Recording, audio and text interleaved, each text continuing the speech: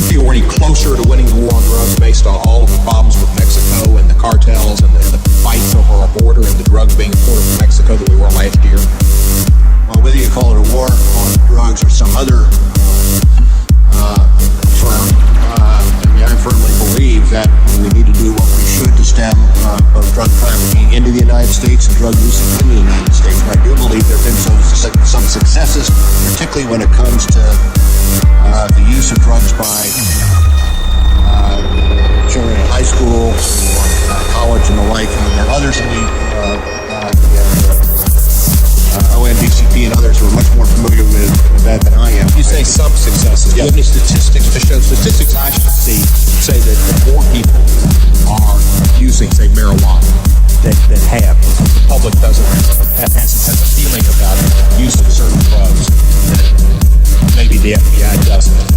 Is there a better way? Some people suggest looking into a system of legalization that might be effective in stemming the tide of drugs from Mexico into the border wars and immigration problems from Mexico. You consider this as a possibility? I think anybody who looks at this problem considers it, and when you look at it, rejects it.